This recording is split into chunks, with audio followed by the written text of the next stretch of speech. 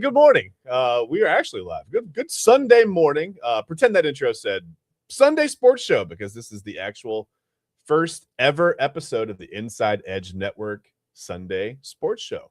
We're brought to you still by LPV Productions. That hasn't changed. Even the setup hasn't changed. The cast hasn't changed. What's changed? Just the name of the show and the setup. That's it. Well, not the setup. I just said the setup didn't change. No, I'm a liar. Live on air. Anyway, I'm your host. I'm Chad Bryan. With me, as always, I've got Ryan Mossor over there, and I've got TK Dandridge over there. That's TK. Hey, TK. Guys, man, well, it's been a long week of sports news in the area, hasn't it? I mean, it's a lot going on, man. You guys doing okay? You get some rest? As much as I can with a newborn, man. Yes. I definitely remember those days. Well, I sometimes I don't, because they all kind of run together, don't they? It's like, kind of, yeah. Is it finally warming up outside or anything? It's 16 today, so that's actually pretty warm compared to what it's been. It feels like 6. That's not bad. We're almost getting to the point where it feels like double digits. That's kind of fun. Man, sadly, I'm getting used to this. Like, I took the trash out the other day. I just had a hoodie and some sweats on. I'm like, it's not even that cold. I'm just like, I've adapted, I guess. But yeah, I mean, a lot of places have a lot worse weather than we have right now. They were going through it last night on the East Coast. They were supposedly a bomb cyclone with like 100 to 120 mile per hour winds, basically a snow hurricane. No thanks. So yeah, hope everybody's safe on the East Coast. If you're watching from the East Coast, if you miraculously have power after that, we appreciate you. Stay safe, stay warm. Oh man, we got a lot to get to today, man. There's a lot. We'll talk about the latest news in the Browns coach search and just filling out that whole coaching staff, including maybe the defensive coordinator spot, which we thought we had locked up until we didn't. So we'll get to that. We'll talk about a Cavs trade. Cavs pull off a big trade, kind of under the radar a little bit on me. It snuck in on me a little bit last night. Talk about a little bit of national news. 76ers forward Paul George, kind of going through it this year. TK wearing the hat in solidarity over there, but yeah, we'll talk about that in a minute. Maybe is the Super Bowl team going to be for sale next week? I don't know. I mean, can we see one of the teams that's going to compete in the Super Bowl go up for sale on Monday? Or I don't know if it'll be that early, but we'll get to that. We will take a look at Ryan Mossor's big board. We're going to look at guards today.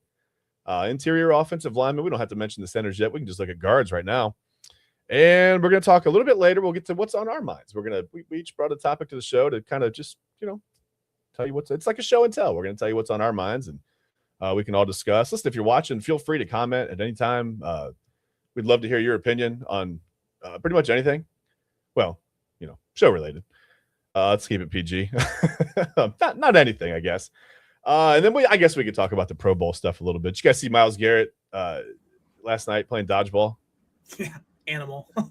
It's ridiculous, right? Like, I wonder what the velocity is on those when he lets go of that ball. Like, I was looking, I'm like, that's got to be like, I don't know, look like 75, 80. I mean, it looks like pretty effortless too, right? Right. You get the feeling Beard looked more agile than about 75% of the receivers that we have on this football team during that dodgeball matchup. That was kind of funny to watch. That was very entertaining to see. Yeah. Is a Myles Garrett position switch in the cards. I would love to see him line up on the outside. What do you do? You're not checking him at the line. You're not going to do that. You got a 6'1", 180-pound cornerback. Like, I'll just jam him. He'll be all right. That would be hilarious, actually. We should line him up as a tight end every once in a while, man, in the red zone. You know what I mean? I'm sure he can catch, right? Todd doesn't like to run those 2 tight end sets, too, so. Could you imagine? I mean, just – no, I don't want to think of it. You come around the edge ready to make a play, and here comes Myles Garrett to block you. Like, I'm just going to pretend I turned my ankle. I'm done. Like, as a corner or a safety coming down, like, nah, forget that. I'm not doing that. Let's talk about that. Since we're talking about the Browns, let's talk about the coaching staff. Let me see. What do we have? We have got – where are we? Travis Switzer was hired this week as the offensive coordinator. Run game coordinator from Baltimore. We talked a little bit about it on illegal formation yesterday, TK. But Ryan, I want to get your take on this. I always think it's funny when people say, hey, Switzer was like responsible for the Ravens running game being really, really good.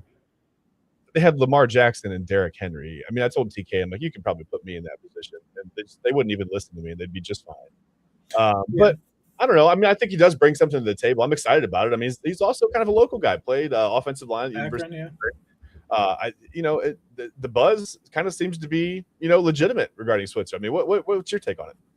I like it personally. I think the Browns landed one of the fastest rising young coaches in the NFL right now. The move obviously fits perfectly with Todd Monken's vision. They've worked together for a couple years now. I mean, he spent 9 years in Baltimore climbing from performance assistant to run game coordinator, earning the reputation as Monken's, most trusted lieutenant. That's his right-hand man, as a lot of people say. His background is rare. He's worked with offensive linemen, tight ends, receivers, analytics departments. He's run game design. He's a full field of understanding is what this guy has, and I really like that. I mean, what Cleveland's really getting is an architect behind one of the most dominant rushing stretches in modern football. You say Lamar Jackson, Derrick Henry, but Lamar was off on his run game last year. His stats were significantly down, especially after his injury last year. I mean, some would say maybe he has the yips, trying not to get hurt again. I don't know, but something was definitely off. And Derrick Henry still was a star at his old age, and definitely on the back end of his career, it looks like, but he's still very, very good. Under Switzer, the Ravens produced elite efficiency, the explosive plays, multiple seasons where Derrick Henry was, absolutely shredding defenses with gap counter, pinpool variation, stuff like that. As the run game wasn't just productive, it was easy reads for Lamar Jackson. It opened up play action. It forced, defenses to be uncomfortable with personnel decisions. And I think that's really important. That's exactly the type of system that, can stabilize a young quarterback like Shedeur Sanders and unlock more explosive plays for receivers. Maybe like Judy, I'm hopefully looking for somebody else in the draft, or Tillman, Corley, Bond, guys like that. Most importantly, Switzer and Monken, they already speak the same language, so their philosophies mesh already. Monken handles the passing architecture, spacing, QB development, things like that, and Switzer builds the run game. The engine that everything else runs off of. It's a unified decision, and I really do like that. He's coming from the Ravens. He's got the stats back him up, and the fact that they already work together, the language is the same. That's very important to me. It's going to be a much easier learning process, which is incredibly important for a team that's going to have a ton of young guys this next year. So yeah, I agree. I think it's important. Brand new head coach, brand new system, brand new everything. I think it's important to bring in as much familiarity as you can. I mean, people are kind of like making jokes about Monken just is plucking the Ravens coach. Well, I'm not surprised. I mean, like you said, they've worked together. There's all that familiarity in not only, just scheme, but terminology. I mean, just all the little things that, I think sometimes people forget that football players aren't robots, right? Like, it's hard to learn all new terminology, all new system, you can't do that overnight. I remember when the Michigan thing was going down, and they're like, well, why would you not? On Monday, just change your system. Or you can't really do that, man. I mean, that's not the way the human brain works. I mean, you spend months and months and months drilling these things into your head.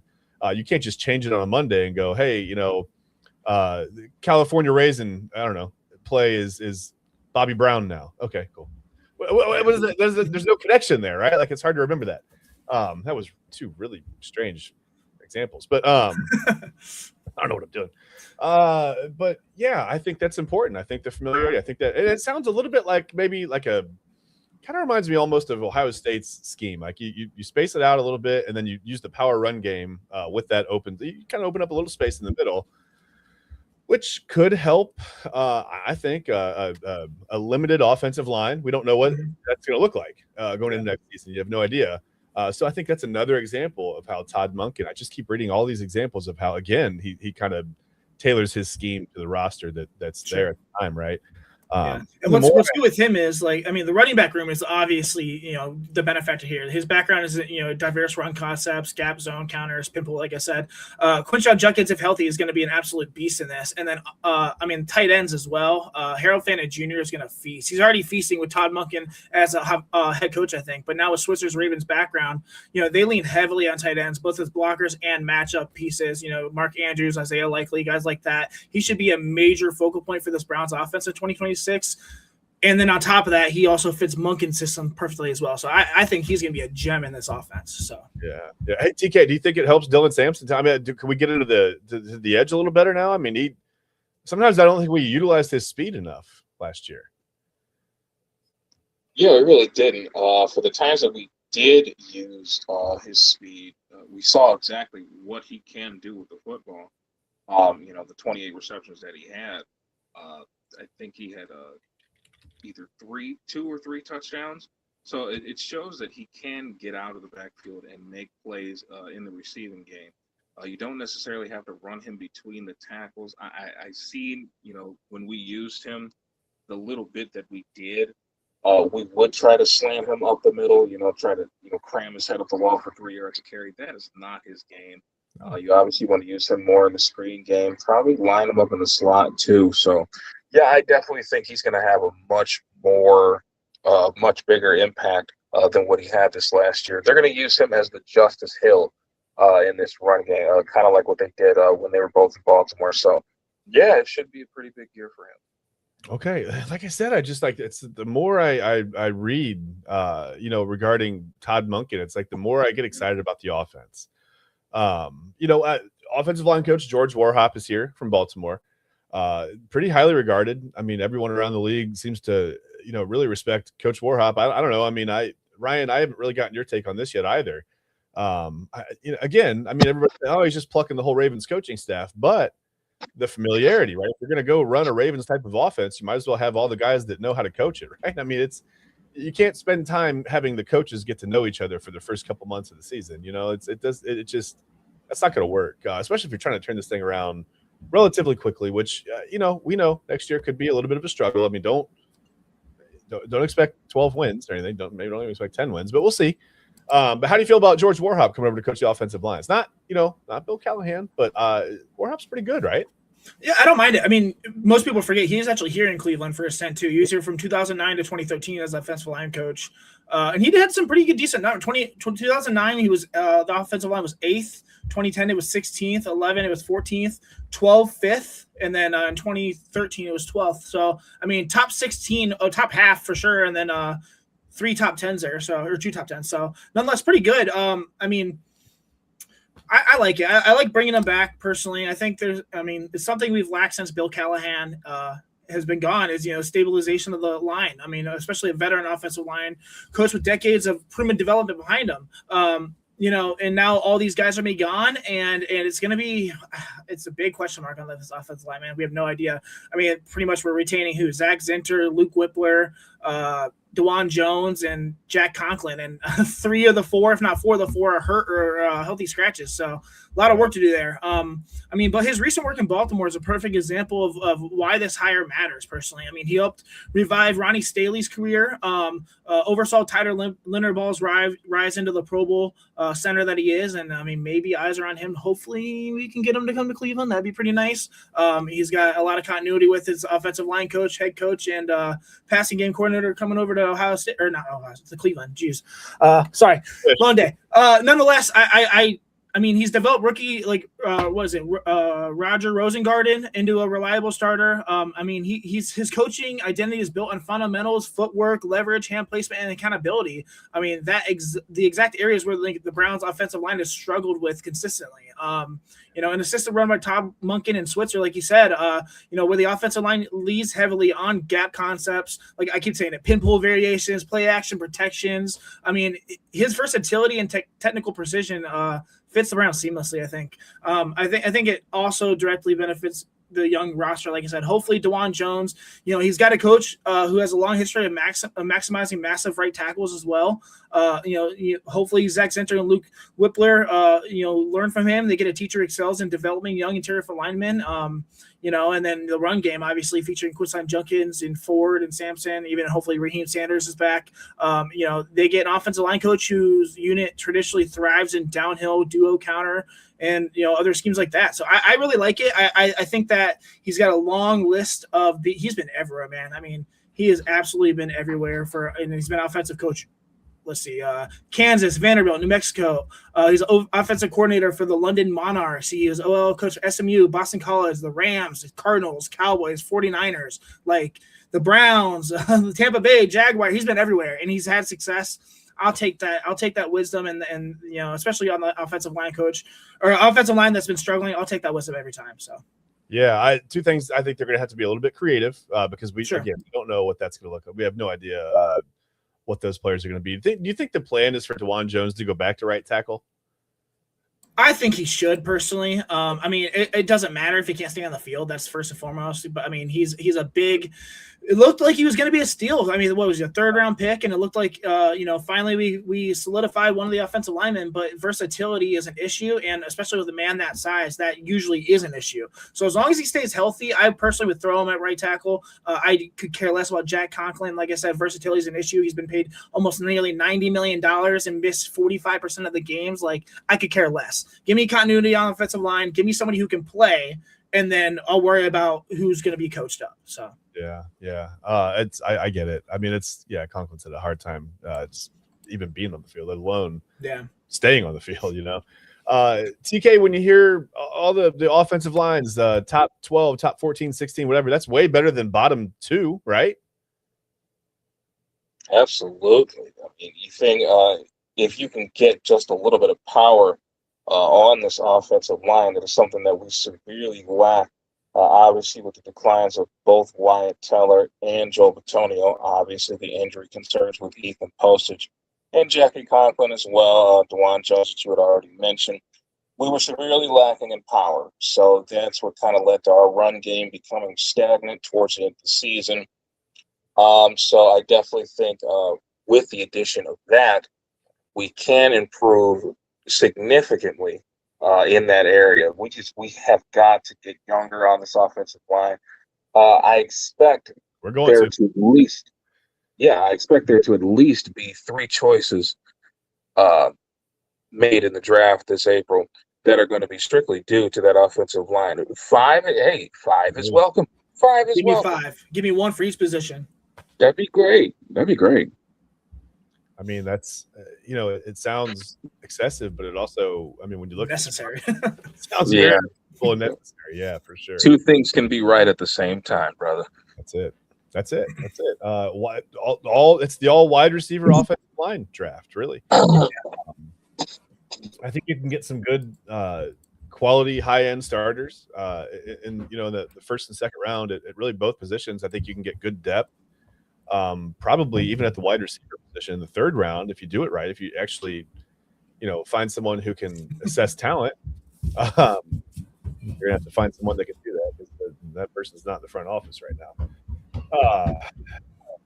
We're not very good at drafting wide receivers, are we? No, not very good. Andrew Berry's not. I would probably be, but well, I believe you. Yeah, I trusted you. I don't necessarily trust Andrew Berry to. Listen, we have until April to get Ryan Mossor in that in the situation room or whatever they call it these days. I have no idea. My mom was adamant when they fired Stefanski that maybe they could fire Andrew Berry, and I should email Jimmy Haslam and tell him I'd do the job for free just to bring the Browns out of the hole. But I don't think he'd take me up on that anyway. So credentials. I'll just route my bills to Berea. Just take care of my bills. That's all I really need. I just want my bills paid, pay off my mortgage. We're all good, right? Well, I don't know why I'm trying to piggyback off Ryan Mosser's success. I don't know why I'm trying to get my bills paid. I meant Ryan's bills. I guess we do have other questions. I mean, we talked about Warhop. We talked about Switzer. Guys, we got to ask, though. We still don't really have a solid update. So I got to ask you, where is Jim Schwartz? That's funny. Oh, my gosh. There he is. That's anybody heard anything? Is there any legitimate update on Jim Schwartz that anybody's heard? Is he gone? Is he in the building? Is he in Ohio? Do we know what's going on with him? I mean, we expect him to leave at this point, right, Ryan? How is he going to leave? First of all, okay, I'm just going to lay it out there. Okay, he's under contract. He can be a little baby, cry about it, force his hand, act like a douche, whatever. I expect him to. I probably would too. I'd be so pissed off, especially like I said last week. Todd Monken is a peer. He's not one of the young guys where maybe you can understand offensive. He's a peer, and Jim Schwartz thinks that he's probably more qualified than Todd Monken for that position, and feels pissed off. I would absolutely as well. I'm looking more into, if he doesn't want to be here, either sit and figure it out, or I would like to trade him. And I know that sounds kind of crazy, but it can happen and has happened before. Bill Belichick was traded from the Jets to the Patriots for a first-round pick. I'm not saying he's Bill Belichick, of course, but that was a coordinator. There's been a few in history that we've done it. I'd be happy with a 4th-round pick, I guess, but personally, I'd rather have this guy coach our team. Obviously, we saw what Myles Garrett posted on Instagram. Denzel Ward, Grant Delpit, guys like that have been vocal about it. I mean, about how much they love this guy and respect him. I mean, the national narrative right now is simple. Like, the Browns hired a coach they wanted, and they may have alienated the coach and the players wanted. Cleveland wanted Schwartz back, at least the players, I think. The players wanted him back. The defense needed him. But at the end of the day, you're going to – I understand the hire, because we hired somebody who addresses specifically the things that this team has been lacking the last literal 2 years. I get it. And I see the path. I've seen the path. I've talked about it. I tweeted about it. Go check it out at Dynasty CLE. Nonetheless – It sucks, because it's like he kind of wants to take his ball and go home, and I get it, but at the end of the day, like, you're stuck behind a rock and a hard place, buddy. Like, you want to play hardball, other people can play hardball. I don't expect that. I expect them probably to let him go. I heard 49ers have had interest, other teams have interest. But do you want him to go to already a team that's ready for Super Bowl now, or do you want him on our team where we had a defense that was already Super Bowl caliber, and we are trying to build an offense to match that as well? I don't think we're necessarily close on the pieces. I think we're a few drafts away. I don't trust the man making them, but nonetheless, he is. He has a couple picks last year that I really, really like. The construction of this roster is in question at the moment, and kind of dumbfounds me, but nonetheless, he's doing it. So a lot of factors. I would just hope that he just cools down and cooler heads prevail, and he'll come back and do his job. But I don't know, man. It's a toss up. So. Yeah. You heard I removed the bottom third. So if you guys are watching, go check out Ryan on Twitter at Dynasty CLE. Thanks, you can find me at Real Chad Bryan, and then there's TK at Brewster Pink 92. But yeah, Ryan's got a ton of great information.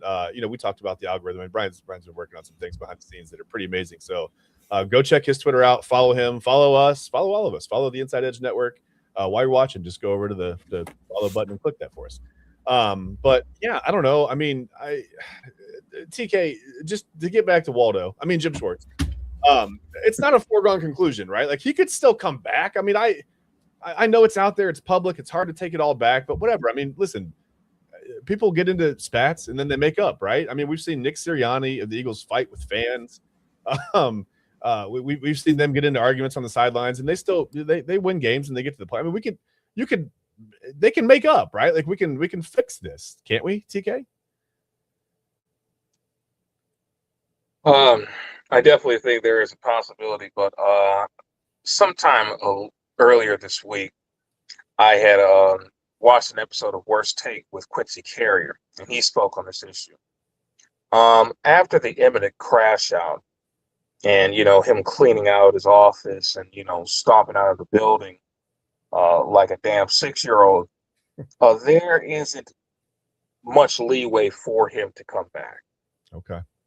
This very well may be a closed chapter in the book, simply because it shows one, a severe lack of professionalism, which is a shock, not only to me, but I'm sure to everyone in that building, everyone that has heard of this story so far. This man's been coaching the league since the early 90s. So, to have a blow up like that, I do understand, maybe he felt he was qualified for the job. And he had a lot of people pulling for him, too. I remember at one point I was pulling for him to possibly get the job. But usually we see that, promoting from within really doesn't work that often. So I do understand, the need to want to go outside. And, granted, we got the coach that we feel is going to be able to fix this offense, or at least, improve it to, a respectable place. Yeah. But with all that had transpired, the tantrum, the saying your goodbyes, the cleaning out your office, that ship I think is pretty much sailed. I do think we have a couple people on this staff already that are capable of assuming that role. I would definitely like to see if Jason Tarver, our current linebackers coach, would be up We have being to a retain defensive him. coordinator. We have to retain him. Yeah, no doubt about that. So, but I definitely think he hit the nail on the head saying, he might have to go. And the biggest thing that I didn't even mention yet, this could very well turn into a power dynamic. If things go wrong, you're going to have your Todd Monken guys, the guys that have accepted him as the new head coach of the Cleveland Browns, and then you're still going to have your Jim Schwartz guys, and potentially your best guys on the team are already Jim Schwartz guys. You already heard Myles Garrett, Denzel Ward, Grant Delpit. They have all said their pieces. Lord knows that I'm sure Devin Bush is very thankful for him, as is Carson Schlesinger, giving him the chance to be the green dot as a rookie.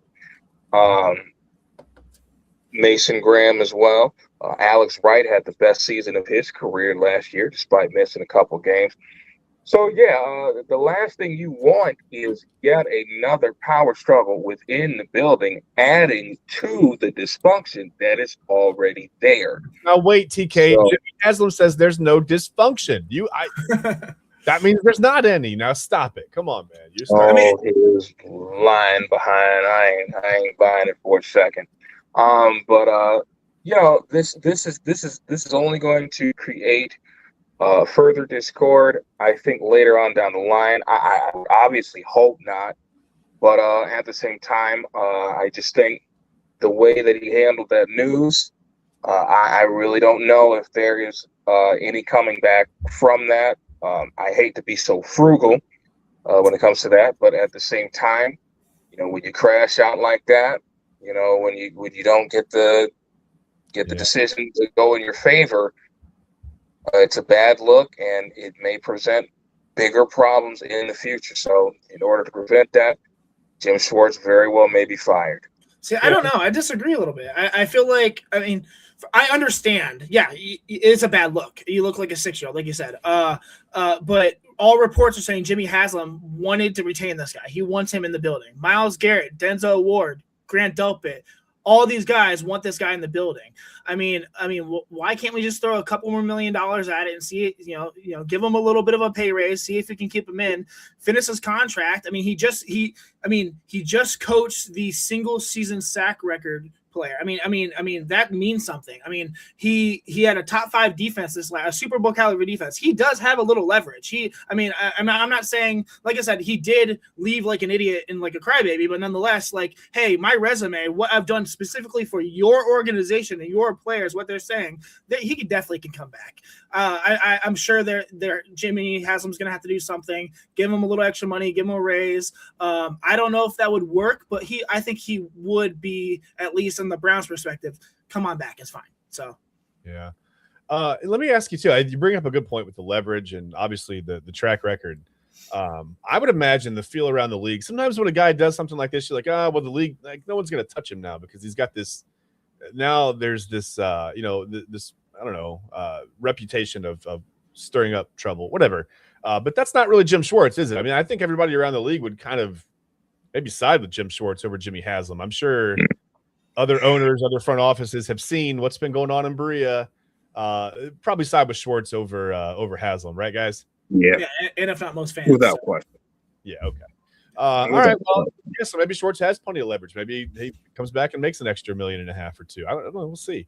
The assistant to the head coach getting paid more than the head coach is crazy to me, but that just I don't know the contract right now. So yeah, that was a speculation. I didn't actually factor it or look at the contract. Yeah, you know what? I didn't think about that because Monken's here. Yeah, you're right. That would be kind of crazy. Maybe it is over. That's crazy because Monken signed a 3-year deal that is currently worth $15 million. But he would have known what Jim Schwartz was making when he signed that, so maybe that's not such a problem on his end. I don't know. What a mess. We're in a mess. How much is Jim Schwartz? Well, listen, we're going to take a quick break.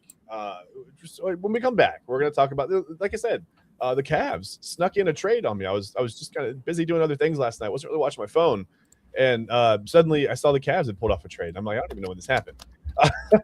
Yesterday was a weird day for me, but yeah, when we get back, we'll discuss that. We will get to some national stuff. Like I said, we'll talk about Paul George, talk about the sea somebody, maybe being for sale. We don't know. Almost give it away. You guys know who it is. But yeah, when we come back, like I said, we're just going to take a couple minutes here on the Inside Edge Network. So hang out with us, and we'll be back on the inaugural episode of the Inside Edge Network Sunday Sports Show. Be right back, guys.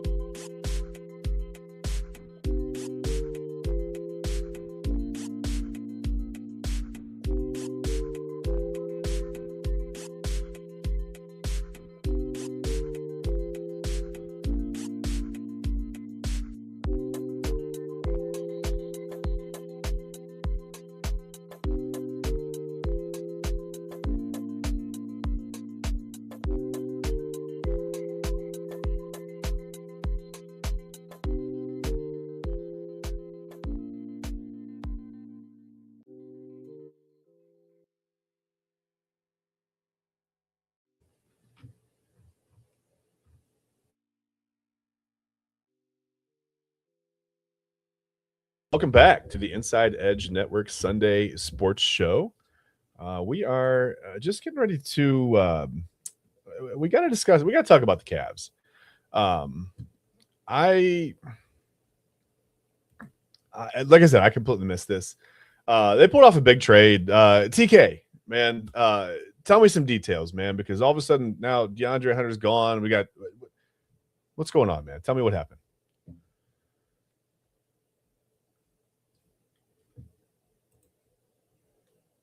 TK?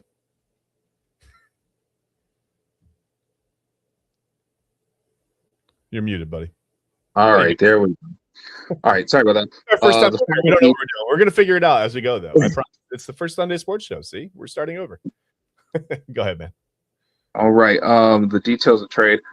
The Sacramento Kings are going to receive forward DeAndre Hunter. The Cleveland Cavaliers are going to get guards Dennis Schroeder and Keon Ellis. And the Chicago Bulls will receive Dario Saric and 2 second-round picks. I definitely think this was a move for Cleveland to get more depth in the backcourt. The addition of Lonzo Ball, unfortunately, hasn't really panned out. He hasn't really been able to get that shot to go down. Still a very decent defender, still a decent passer off the bench. But with the play of Craig Porter Jr. lately, and obviously getting Sammy Merrill back, I think now we got kind of a crowded backcourt now. I don't expect him to move Darius Garland, not this year at least, not anytime soon. So it's kind of a questionable move in a way. So kind of need wing help now. Don't necessarily know who's going to start at that 3 now. So the kind of questions going around. But at the same time, not necessarily a horrible trade. I'm kind of iffy on it, to be honest. I don't necessarily think anyone lost here. Sacramento right now at 12 and I think 38. They're gonna have a lot more veterans on that roster to move. Key veterans, especially DeMar DeRozan and Zach LaVine, have been in a lot of trade talks for the Kings as of late. Expect them to be moved pretty soon, and possibly even Russell Westbrook, who has had somewhat of a decent season, being their in-between starter at the point guard position. But as far as us, kind of a mid-level trade. I don't really think much of it. Speaking of mid-level, check out that typo in Schroeder's name. That's who? Come on, graphics department, let's go. I'll have a talk with the guy who does those. It's wow. That's embarrassing. Good thing it's not me. Definitely not me. All right, Ryan. I don't know. I mean, how do you? I feel like Charles Barkley did not like this trade. Okay, he doesn't understand why the Cavs would trade one of their best players. And then on the other side of that, I saw some people on social media kind of compare it to the J.R. Smith, Iman Shumpert trade for the Cavs. And I thought, that's interesting. Yeah, I mean, it kind of reminds, I can see that. So I guess, you're losing Hunter, but you get some depth. Like TK said, you get some depth in the backcourt. Ball wasn't, it was just whatever. It wasn't really, I missed a lot of shots. Does this make the Cavs? I think it makes the Cavs better. I mean, what do you think, Ryan? I like it. Personally, and we're forgetting probably one of the most important things here. I mean, the headline for Cleveland isn't just the players; it's the money. Yeah. I mean, by moving Hunter's contract, the Cavs are saving $50 million in salary tax over the next few years. That's huge. I mean, it gives them breathing room under the second apron, which has become like a nightmare for teams that are building around multiple high-priced stars. I mean, this move gives the Cavs flexibility, which they just have not had, even yesterday. I mean, so the Cavs lost Hunter. Hunter gave him size on the wing and a bit. I cannot talk today, guys. On the wing, and the ability to guard bigger forwards. I mean, he could hit spot-up threes. He could defend. He had moments where he looked like the perfect playoff wing. But the fit never really fully clicked, I think. He's often the fifth option offensively, standing in the corner, and the contract number didn't match the impact, in my opinion, personally. So they added Dennis Schroeder, who gives them, something they desperately needed, a real backup point guard who can run the offense when Donovan Mitchell sits. Schroeder can score, he can organize, he's played in big playoff moments. That alone stabilized the second unit, which I think was really important. The sneaky part of this trade, I think Keon Ellis is a great addition. The kid can defend. He guards ones, twos, threes, sometimes fours. He flies around screens. He contests everything. And he doesn't need the ball to make an impact, what I think is really important on this specific team. He's a classic playoff-ready role player, low uses, high energy, and he fits really, really well with next to our stars, I think, especially our star guards. I mean, short term, this trade tightens the Cavs rotation. Like I said, Schroeder gives them structure. Alex gives them defense, and the offense should function better in those non-Mitchell minutes, which are important because not even Mitchell's minutes are so high right now. They can't be if we're going to sustain him going through the playoffs, finally getting out of the second round. Long-term, the financial flexibility is a true win, I think, for this Cavs team. They're no longer boxed in by the second apron. They can keep building around Mitchell, Garland, and Mobley without being handcuffed. As for who won the trade, I don't know. Most national outlets are saying the Cavs made the smart, value-driven move. The Kings get the best individual player in Hunter, obviously, but they also take on the money and the risk. The Bulls get the picks, the Cavs get the flexibility, depth, and two guys who can actually help them in the playoff series. So I would lean towards the Cavs, but I'm biased. That's the key here. This moves the Cavs closer to breaking through the second round ceiling, which has been a major issue. That and obviously, injury sustainability and just staying healthy. Schroeder gives them the stability. I really think he's going to boost up our second unit really, really well here. It's not blockbuster. It's not super shiny, but it's the kind of smart layered move that gives teams when they're trying to take the next step an edge. So hopefully it works out. Yeah, I think it does a couple of things. I think Hunter, we talked about the Cavs needing the prototypical wing size guy. They had him, they traded him away, and you go, what are you doing? That's the guy. But he really, I don't know. He was shooting just over 30% on 3-pointers for the season. If you really look at like the underlying analytical numbers, the Cavs actually are pretty bad with him on the floor, to be perfectly honest with you. And I wonder, TK, I'm going to ask you a question. I don't know, maybe I'm wrong. But does this signify that are the Cavs maybe looking to make a bigger move? Because now suddenly, listen, I don't want to say it out loud, but Giannis is available out there, and all of a sudden they've got some flexibility. They've got some financial flexibility. They've got some roster flexibility to go make a move for Giannis. Do you think are they looking to do this? Is this a real thing? Is this happening? They're going to entertain it at the very least. Any NBA team that has the flexibility or the capital to go out and get Giannis Antetokounmpo is going to at least swing for the fences. But you have to think, we talked about this yesterday, could possibly be making a move for LeBron to potentially return back next year and not have to move anybody within that core that you have, that core of Donovan Mitchell, Darius Garland, and Evan Mobley. You can keep all three of those guys here and possibly be able to squeeze 23 into the mix sometime this summer.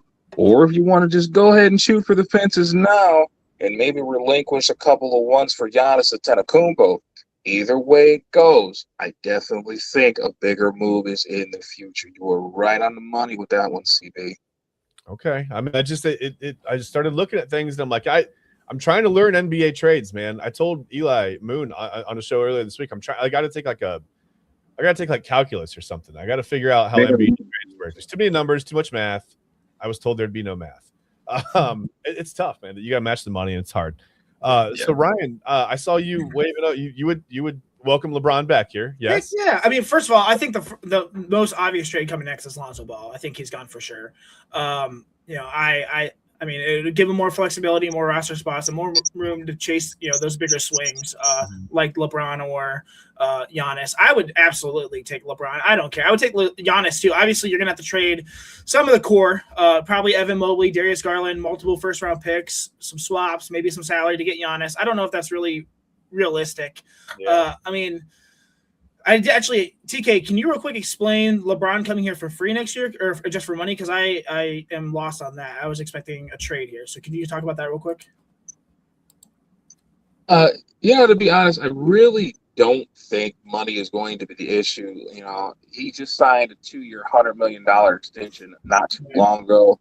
So, do I think he can obviously ask for it and be like, yo, these are my demands, this, that, and the other.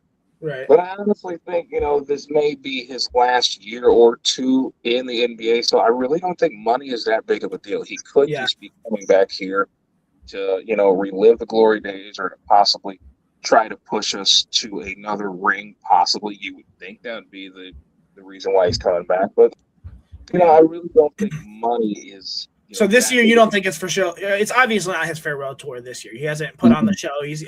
I've heard rumors that he might sell the rights to his farewell tour, like up to $50 to $100 million, which is insane. Like, yeah, I don't know. I guess someone sponsor his farewell tour, and if that's the case, maybe get this dude on the veteran minimum because you don't care about how much money he's making if he's on his farewell tour already, and then that would be pretty nice. Nonetheless, if we trade for him, we're looking at Garland, multiple firsts, some salary filler, and then even then, maybe the Lakers may say no. They look like they're trying to make moves for a bigger piece. I think Lonzo's going to go too here soon. I think the trade deadline's on the 6th, so we got 5 days left here. But they're like, I love clear paths, and there are some paths. Yeah, obviously the Giannis one is the nuclear option. If you want Giannis, your Mobley's gone, Garland probably gone, first round pick's gone. But then you have Giannis with Mitchell and Jared Allen. You figure it out, But I don't know. This is gonna be fun. I think I do expect at least one more trade on Lonzo Ball, like I said. But hey, man, you cannot count them out on these big nuclear trades, like TK said.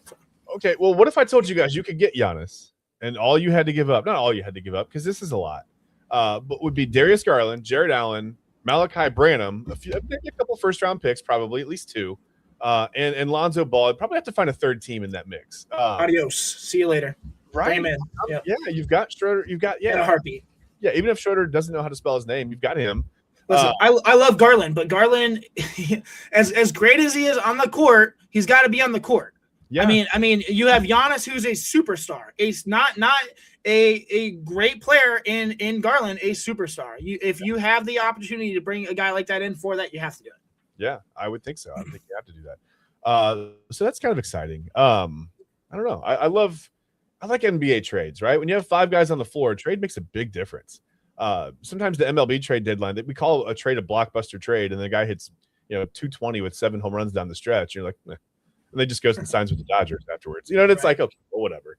That didn't do anything for anybody. You just gave up prospects, and everybody loves to hold on to their prospects, and obviously a lot of those guys don't pan out. So I think NBA trades are different, although they are difficult for me to learn. There's some kind of a learning block there in my brain, but I'm getting it. I'm starting to get it. I'm starting to understand. So again, I'm going to take a class. I'm going to sign up for a class at the Lions. Just play some 2K and go through their trade. Yeah, there you go. Just propose a bunch of trades. Like, okay, why didn't this work? That's where I am right now. Let's stay in the NBA. Let's because listen, TK's got the hat on over here, right? Paul George suspended 25 games, and I'm going to read his statement, and I'm going to ask you guys if it could be legit. We don't know. I mean, sometimes you switch medication for whatever reason, and you don't always get it cleared by all the powers that be. I would think that with this much responsibility and the way that these the league's substance abuse policies and testing work, I would think that you would have a guy on staff, right, that would be like, okay, everybody, don't do anything unless you talk to me, right? Your doctor is your doctor, but please let's get it cleared because we don't know, right? So Paul George says, over the past quote, by the way, I'm going to read this. Over the past few years, I've discussed the importance of mental health. Very important. We don't discount that at all here, the Inside Edge Network. That's not Paul George's quote. He did not mention us. Back to Paul George. And in the course of recently seeking treatment for an issue of my own, I made the mistake of taking an improper medication.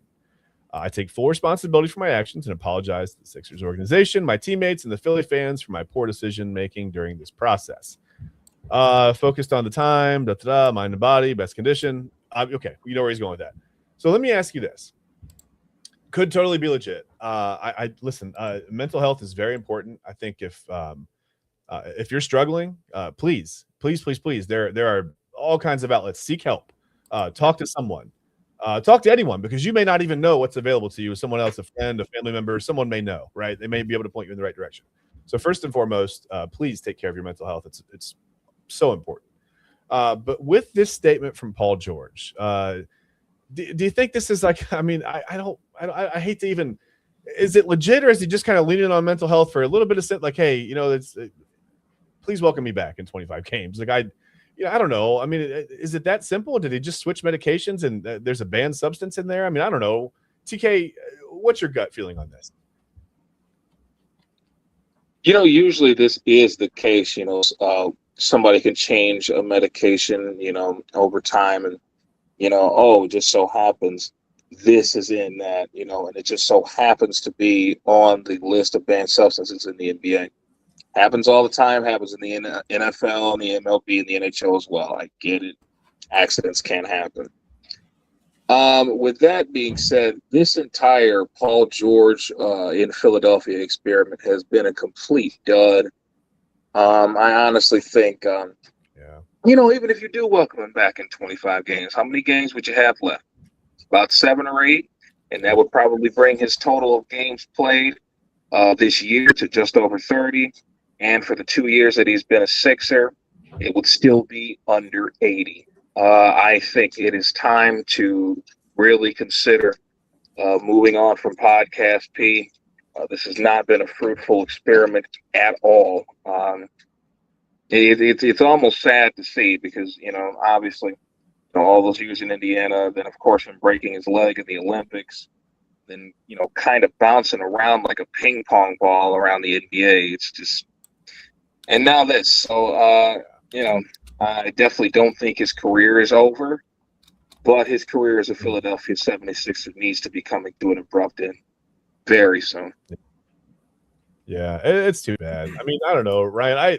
I'm not trying to make light of the situation. It's just sometimes when I see those statements, I'm like, how much is that? Is that PR?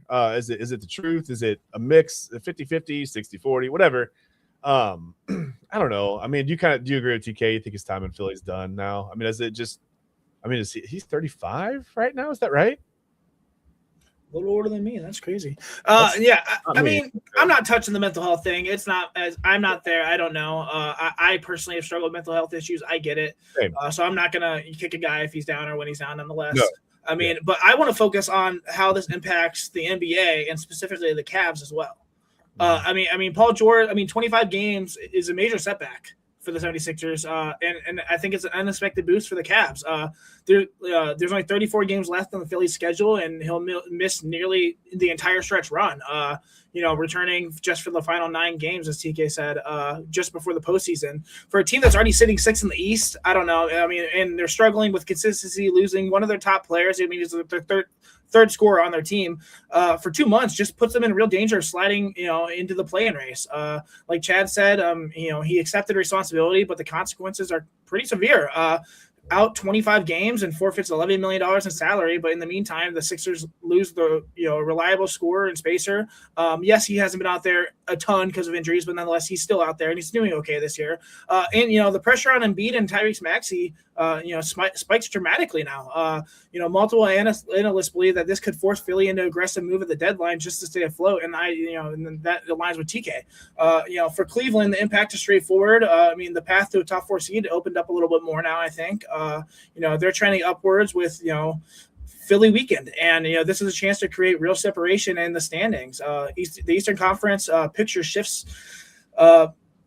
pretty well. I mean, Boston will still remain probably up there at the top, same with the Knicks. But, there's only, 2-game separation between where we're at and second place right now in the Eastern Conference right now. And teams like Miami, Orlando, Chicago all benefit from Philly's vulnerability. So I think this is going to have major implications in the Eastern Conference, and we might see some surprises here for teams that make the playoffs. And I think they're going to definitely slide, which, right now they're sitting 7th, and that, they had a good chance of making the playoffs, and I don't know now. So, yeah, that's a tough situation all around. Like I said, I want to make it clear. We're not, trying to make light or question anyone's mental health status. I think that's very, very important. And again, please, if you're watching and you're struggling, you're never too tough to get help. Just please, if you need that, talk to someone and get the help, because it's a lot better to have you here and working through it than some of the alternatives. So let's move on. I want to move on to we've got the Super Bowl next week, and one of the teams that's competing in the Super Bowl 60, may be up for sale almost immediately afterwards. So the Seahawks could be sold after Super Bowl 60.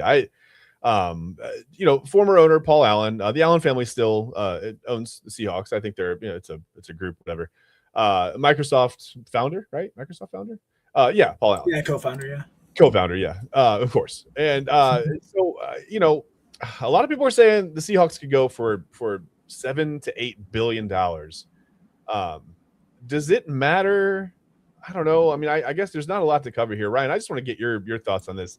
Do you think it matters if they win or lose the Super Bowl? I mean, it seems like the best time to cash in right now, right? You're in the Super Bowl. Why not? If you're considering selling the team, why not now, right? I mean, it's a pretty good time. No? Yeah. I mean, it doesn't help. It just appearing in the Super Bowl is going to bring the value up. Yeah, winning it is probably going to just put the cherry on top of the cake there, ice cream, or on the ice cream, I guess, nonetheless. But I mean, the Seahawks, they have a very strong fan base. They have a modern stadium, a really stable brand, a really, really great, TV money as part of the NFL machine. And like you said, they're in the Super Bowl. They're probably, I've heard $5 to $7 million, which is crazy. I mean, that's crazy. The Commanders just sold for around $6 billion. Did I say million? For nonetheless, yeah, we knew what you meant. I meant billion. Yeah, the Commanders sold for just $6 billion, and I mean, that's putting them right at top of one of the most valuable franchises in the world. I mean, the Cowboys $9 billion. I mean, Lakers, Warriors, Knicks, Real Madrid, Manchester United. And the Cowboys are all up there at the top. But I mean, $6-7 billion is not nothing to sniff about there. Maybe you can get an extra billion if you win the Super Bowl. I don't know. It might be a nice little tip there, but nonetheless, I mean, they're a respected franchise. They have a really good team. I mean, they have a quarterback. It looks like they have a top 2 receiver, a really good running game, and I mean, I could see the enticement for sure. I've heard that they, at least right now, they're not looking to sell, but I mean, right now could mean today. That doesn't mean after the Super Bowl. I'm sure if some groups come together, private equity groups or ownership alignment or alliances, or guys like people like that come together and put some money together and say, hey, here's $8 billion. They're not going to say no to that. So yeah, it'd be tough. TK, first off, before I get your answer on this, TK, I'm glad you brought that up, Ryan. Putting money together to go in to buy the Seahawks. Listen, we appreciate all of you. I know that you appreciate us because we've got over 100 of you live in here right now. So what I want you to do is take a pen, pencil, whatever out, just write it on your table. Doesn't matter. I want you to take down our Cash App info, because what we would like to do is we at Inside Edge Network, we would like to purchase the Seattle Seahawks, and we need your help. Okay. We'll send all the players of the Browns. Don't worry. Yes. Yeah. We will decimate that organization. Don't worry. But this is live, so maybe we shouldn't say our whole plan. We'll go back and cut this part out. No, I'm kidding. TK, no, I do kind of want to get your take on this. I mean, do you think now's the time? I mean, I don't know. I never really know. Well, first of all, I can't relate to being the owner of a professional sports franchise. The likelihood that I'll ever see 6 to 8 million is one thing, and then 6 to 8 billion is clearly another story. I don't know. I mean, is this the right time to cash? It seems like a good time to cash out, but I don't know. I mean, you're kind of entering, it seems like, what could be, the glory years of this franchise. I mean, you're entering into a really good, situation right now. If you're the Seahawks, I don't know. What do you do? Do you hold on to the team and maybe let it go up a couple of billion over the next 2 or 3 years? Or I don't know. Do you cash out now? What do you do? I don't know. Well, I think the typical football fan like you, I, and Ryan will probably be saying, hey, this is probably the peak of our franchise, and we could potentially build on this, something similar that they were trying to do with the Legion of Boom. But at the same time, it's like, if you do win this championship, you do realize whatever price that you come up with will make sense. So you can go about as crazy as you possibly think you can, especially if you win this game. Not too many world championship teams being sold by the bundles, Chad. So, whatever that number becomes, whether it becomes 4.5 billion, maybe 5 billion, you win the Super Bowl. Not 4, not 5. Yeah, for 6 billion, you might be able to. So it's kind of a, it's kind of a what you want to do type of thing. Do you want to be a part of this franchise as they continue to ascend in their glory years? You still got 2 more years of Sam Darnold, and that could possibly equate to more. Granted, they continue to win games, which I think they will do. They have a great nucleus there. Mike McDonald is a fantastic head coach. Sam Darnold has resurrected his career. Kenneth Walker III is going to be a free agent this offseason, but I do believe that they have more than enough cap space to re-sign him, get that deal done. Jackson Smith-Njigba is still on a rookie contract. Yep. Cooper Kupp playing for the Chiefs. So, you got a decent nucleus there to keep these glory years going along.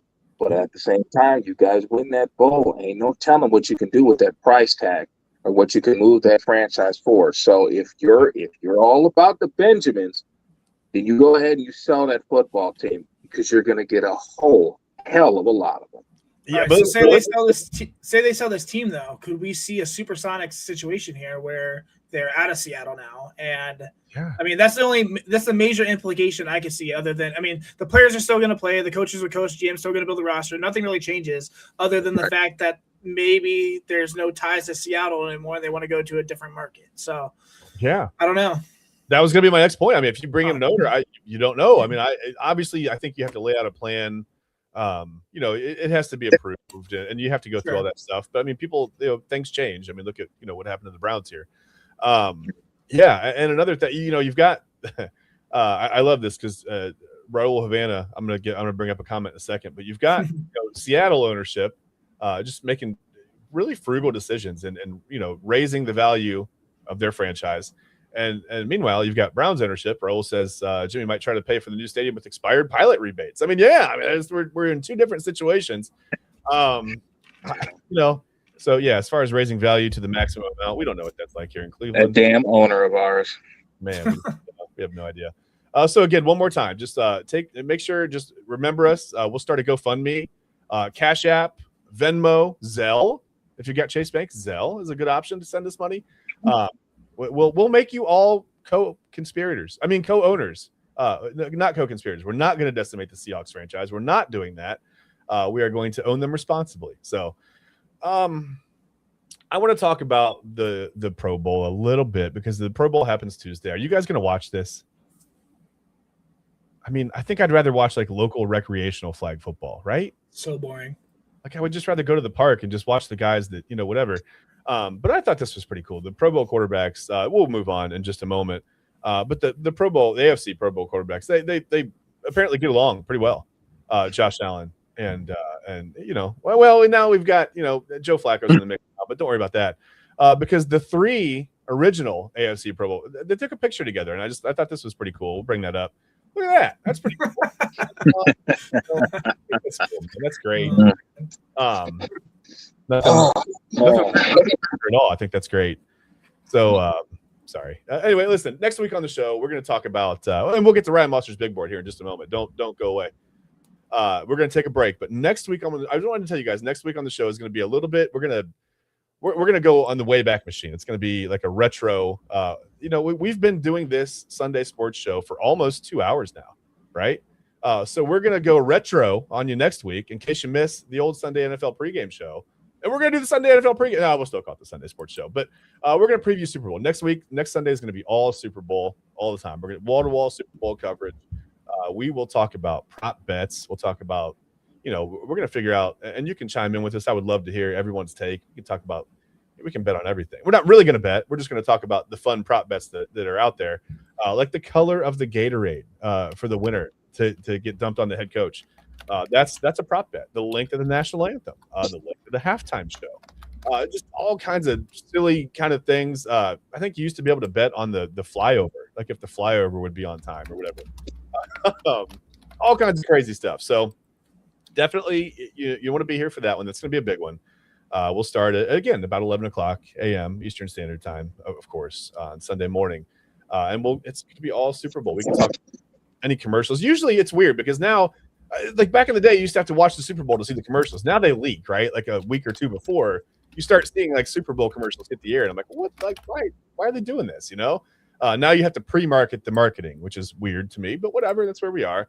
Anyway, we're going to take a break for a couple minutes here on the Inside Edge Network, the Sunday Sports Show. We'll be right back. When we get back, we are going to take a look at Ryan Mossor's big board.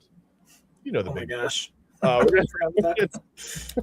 We're gonna take a look at some interior offensive linemen. We're gonna look at guards this week. Ryan's gonna tell us some of his top guards that the Browns should be, hopefully, right, eyeing in the draft. And then we will, like I said, interior offensive lineman guards. We'll take a look at that when we get back. Bear with us just a few minutes here. We'll be back on the Inside Edge Network. Thanks, guys.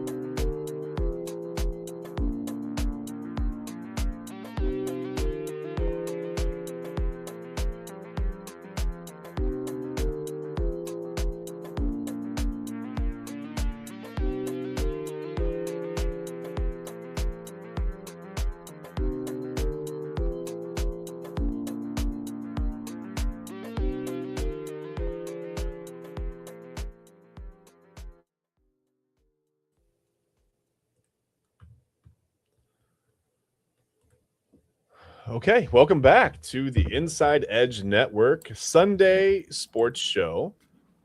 We are just kind of in the home stretch now. We've got about a half hour left in the show. We're gonna maybe a little more. We might go over 1 o'clock today. I don't know.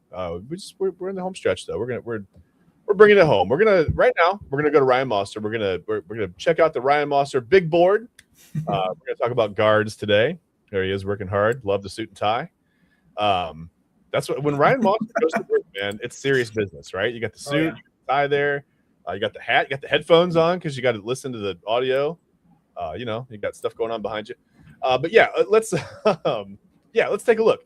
Ryan, tell us some guards. Give us something good. If we hear these names on draft night for the Cleveland Browns, we're gonna be happy, right? There have to be some guys in there. I mean, that the Browns can use right away, right? Absolutely. Yeah. Let's know. So first off, just some context here. So I'm working on something where I'm scouting every single prospect from every single position. I'm currently finished with the entire offensive line, every single prospect, every quarterback, and every running back, and every tight end. I'm working on receivers, but I'm struggling with receivers right now. Just ranking them currently and separating slot guys and outside guys, stuff like that. So I'm still work in progress, but I put in a ton of hours on this, guys. For offensive guards, specifically what I'm looking for, a lot of core traits that they have. I'm looking for play strength and power, short area footwork and agility, processing and awareness, technique and hand usage, their body type, athletic profile, and then I separate that between left guard and right guard, specifically for what traits each position require. Like left guard, primary job is to protect the QB's front side and handle the most athletic interior defenders. Many teams put their best 3 tech on offensive left sides. Compared to right guards who handle power, anchor the run game, deal with the strong side fronts, tight end side, heavier boxes, things like that. So I'm just going to go through. I try to summarize each player I'm going to go through in like 3 paragraphs, but that really doesn't do it justice. Like just my if I click on right guards and go through my profiles for there, I have 242,717 characters written about just the left guards. So I've been working really hard, guys. Nonetheless, so these I'm just going to give my top 2 for guards and left guards and right guards. This is not a mock draft, so this is not necessarily where consensus is. I'm using a lot of player-based multipliers and things like that for ranking, where it's specific just based off positions. It's a lot of math, a lot of just dumb stuff. But nonetheless, these are what my system thinks are the top 2 left guards and top 2 right guards. So I'm going to go through them. The first one, like I said, I'm just almost through the offense. Haven't done the defense yet, so this is not complete. But he is my 3rd overall rank in my big board total. He is my offensive guard 1, and I cannot say his name because he's one of those big Olev Vega Ione. He goes by Vega. He's from Penn State. Left guard. I got you. Give me, buddy. Olave Vega, Ione. Why? Yeah, see, so bad. Again, Cash App info for the inside. Yeah. Help me learn how to pronounce names, guys. I'm just gonna have you help me out every single time. Nonetheless, I'm gonna call him Vega. That's what he goes by. He's absolutely massive. He's a power-driven left guard who brings one of the most complete profiles in the class. He's 6'4", 325. Geez, that'd be a little guy. He's a offensive guard / receiver. No, he plays with rare mass, natural power, and technical steadiness. He has a really, really, really elite anchor. Once he sinks his hip, bull rushers stop moving totally, and he maintains inside leverage with clean hands and a wide, stable base. His pass protection is remarkably controlled for a player his size specifically. He shows balance, patience, and the ability to recover against quick interior defenders, which I thought was really good. In the run game, he is a true people mover. His down block strength is dominant, consistently caving in 3 techs and creating displacement on the gap and duo concepts. He latches with strong grip strength, steers defenders out of lanes, and climbs into the second level with good enough body control to square up linebackers. He's not really necessarily super twitchy. He's not the twitchiest athlete, but he's efficient, balanced, and rarely on the ground. His processing is equally strong, and he passes off stunts cleanly, keeps his eyes active, and plays with a calm veteran demeanor. as a multi-year starter at Penn State, and that's really what we need going into the draft this year. He projects as an immediate plug-and-play left guard with long-term high-end starter upside. Blends of power, consistency, and professional level steadiness give him one of the highest floors in the class, I think.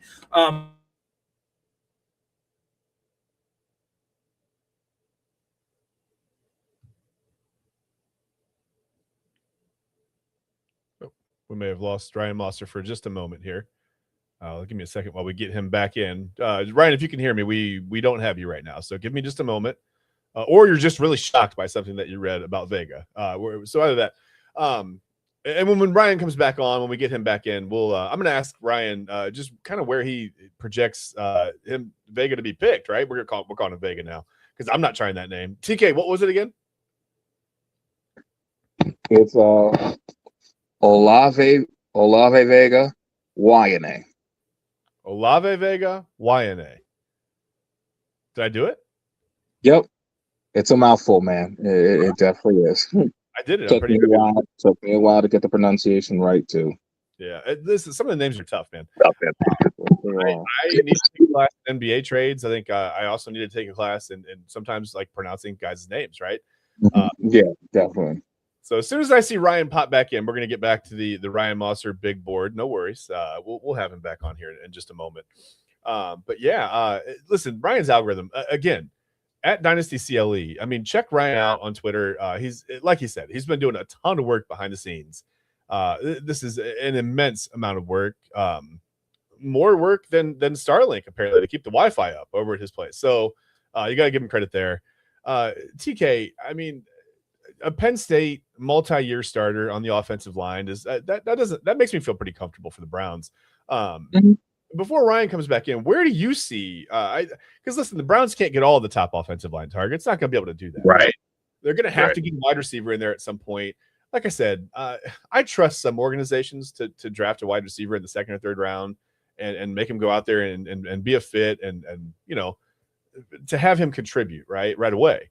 I don't necessarily trust the Browns to do that. Going back to the Ray Farmer days, I've lost my trust in the Browns drafting wide receivers. The last time we did anything decent, I don't know, Josh Gordon in the supplemental round, right? I mean, and that didn't work out the greatest, and now the policies are all different. Everything would be different. Josh Gordon, if he just would have been 10 years later, man, it would have been fine. Whatever. It's a bad situation. A lot of people blame him for that. So all the time. So if you were to look at, I don't know, if you look at the Browns draft and where Vega, because I already forgot, might be available, where could the Browns get him in that second round, or would that be a late first round pick? I mean, a lot of times guards don't go in the first round, right? So can they pick him up as a depth piece, but plug him in as a starter? I mean, how's this going to work? Well, I think considering that he is the best guard prospect in this draft, you would definitely have to hope that he would be there around pick 24, because I definitely think there are a lot of teams that want to improve on their interior offensive line as well. We're not the only ones with interior line issues. I definitely think the Jets are up in the air about what they want to do with John Simpson moving forward. Obviously, you still have Elijah Vera Tucker to think about. His free agency is coming up. Possibly sign him to a one-year deal. You think the Raiders are definitely in play for that as well. They might try to trade back into the first round. You never know. You never know. They may try to acquire some draft capital as well. But yeah, for a guy like Vega Wayane, you definitely want to target him in that late first round, because I really don't think there's a chance he's going to make it past pick 30. I just don't see that happening. Yeah. So yeah, I mean that brings up like I said, you're not going to be able to get all of your offensive line targets, and we still are working to get Ryan Mossor back in, and I think we have done. Whoop! I kicked him out. Look at that. He's in. He's out. Willie, won't he? It's Ross and Rachel here on the Sunday School. Sorry about that. Ryan, take over. We were just talking about where we could possibly maybe draft Vega. Again, we're not going to be able to get all these offensive line targets all the time. We're going to have to find some depth somewhere. But give us a little bit more insight on where you were headed before we before the bomb got dropped on you. I don't know what happened. Yeah. My toddler unplugged my router, so yeah. Fun. Sorry about that, guys. Yeah, I was just saying he projects as an immediate plug-and-play left guard with long-term high-end starter upside. I mean, he's got a blend of power, consistency, and and professional level steadiness that gives him one of the highest floors in this class. He fits naturally in gap and do schemes and is athletic enough to function in zone. He's a foundational interior offensive lineman who can stabilize NFL offensive line from day one. That being said, I don't expect him on our team unless we draft him 6th overall, which I think there are more pressing. I mean, yeah, the offensive line needs a complete overhaul, but I think there might be better prospects in the offensive tackle that we could use before we just get a guard. Nonetheless, the highest ranked guard on my board by far. So. Okay. You said you were going to go top 2 left and right, correct? Is that right? Okay. Yep. So what you got, man? Yes. My second left tackle, he's actually just my 10th ranked prospect. So he's pretty good as well. His name is Chase Basantis, left guard out of Texas A&M. He enters the draft. He's technically sharp. He's physically sturdy. With the kind of polish you expect from a multi-year SEC starter, to be honest. 6'5", 315, brings a blend of leverage, balance, and control power that traces back to his early career at right tackle. That background shows up in his footwork and discipline. But the move inside unlocked his last trait. He plays with a natural interior demeanor. I think he's got a steady posture and a wide base that keeps him consistently in phase. His pass protection is built on fundamentals. He's got clean hand placement, strong leverage, ability to absorb power without giving up ground. He rarely panics, I notice, even when defenders try, with early quickness. He is able to re-anchor and mid-rep, and that's a defining strength I think that he has. In the run game, he brings a firm strike and dependable displacement ability, generates movement with good pad level, wins with angles, and shows reliable timing when working on the second level. He's not necessarily a space mover, I'd say, but he's efficient and accurate. And consistently on schedule as well. I think he's one of the safest picks on the interior line in this class personally. Plug and play left guard, with the technique and a really good football IQ as well to start early in his career. So, okay.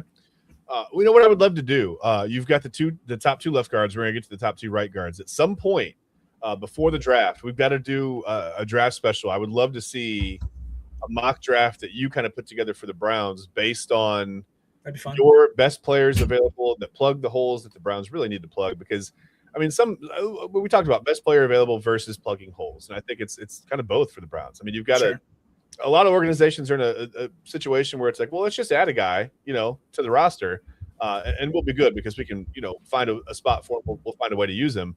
But the Browns need offensive linemen. I mean, it's one thing that I've noticed too. Like I haven't started the receivers. I've worked on 7 hours of receivers, and I'm still at 0% right now. That's how I'm struggling with them right now. Nonetheless, there are so many very good offensive linemen in this draft. Plenty of them in the top 50 specifically. I have ranked right now, and a lot of consensus rankings as well. Which for a long time, I was saying that Francis was my guy. The right tackle out of Miami. To possibly pick at 6. But I'm just noticing there's so many good offensive linemen in this draft, and it's front loaded. And it's pretty deep that maybe I am probably going to lean towards receiver now at 6, just because I feel like I can get good value later in the draft as well. Like I said, there's a ton of really good guys here. But you cannot go wrong with, at the top of the draft, one of these top guys, because they're going to be the foundation of your offensive line for years to come. So we're in a good place as long as they draft receiver or offensive line. So I don't know. Oh, that's great news. I mean, if you can get a receiver early and fill in the offensive line late and not have to worry about missing out on any depth or any talent, I mean, that's right. Like 2 weeks ago, we talked to TK brought up Jennings Dunker. Like, I freaking love him, and I'm sure we can get him in the 3rd round, and he'd be an absolute beast. He looked before, I didn't watch the game yet for the Senior Bowl, but he looked great during practice at the Senior Bowl. He even he got the last rep and won the last rep of the entire week, and looks really great. So I mean, Jennings. I mean, I said 3rd round. He's definitely a 2nd round guy, first of all.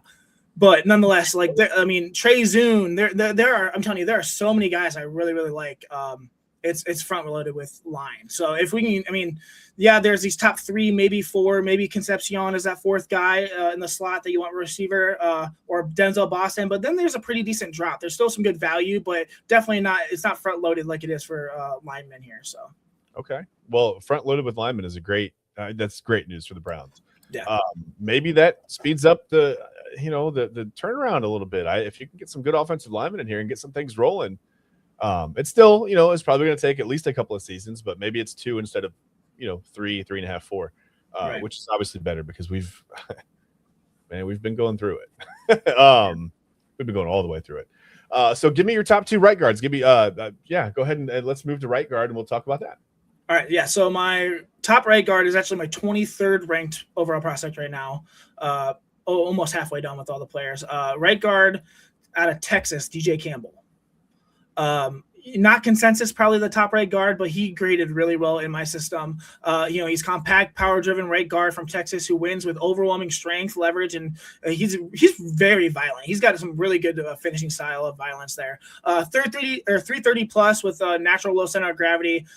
He's displacing defenders in the run game constantly, creating vertical movement on the gap and dual concepts, and his down block power, heavy hands, and ability to torque defenders make him one of the most probably physical dominant interior linemen in this class, I would think.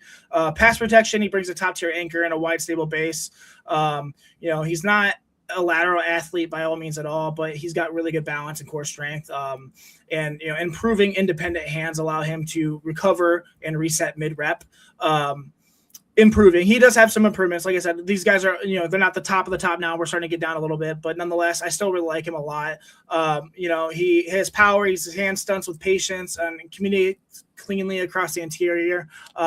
He lacks high-end athletic upside, I'd say. His power, reliability, and tone-setting demeanor give him a clear NFL role.